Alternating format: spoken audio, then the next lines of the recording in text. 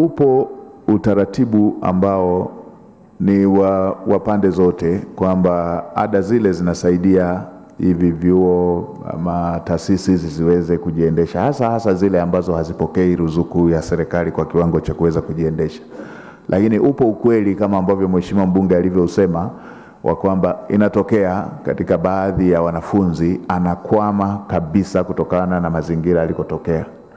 Sasa utaratibu ambao umekuwa ukitumika miaka mingi, hata enzi ambapo hapakuwa na elimu bila ada, ilikuwa ni wanafunzi kuruhusiwa kufanya mitihani, lakini watakapotakiwa kuchukua vyeti vyao watalazimika kulipa kwanza zile ada ambazo hawakuwa wamezilipa.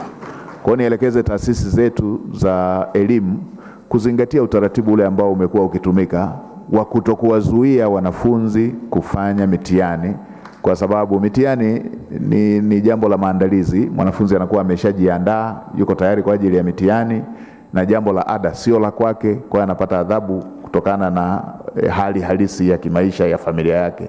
Ile ni jambo ambalo si jema. Turejee kwenye ule utaratibu ambao mitihani ikifika wanafunzi wafanye mitihani, wapimwe, kwa sababu hicho ndicho, hawapimwi kwa ada, wanapimwa kwa maandalizi ya mafunzo walioyapata, na utaratibu ule wa kwamba atakapohitaji cheti chake lazima awe amemaliza mahitaji yote ya kimalipo ambayo alitakiwa kuyafanya. Sambamba na hilo, taasisi hizi waendelee kuongea na wazazi mara kwa mara, kuwakumbushia kwamba kuna mahitaji ya kifedha ambayo mwanafunzi wao ama mtoto wao hajamalizia, ili waweze kuweka utaratibu wa kuweza kuyalipa bila kuathiri masomo ya mwanafunzi. Mheshimiwa Spika, anayelipa ada anakuwa mzazi, sio mwanafunzi.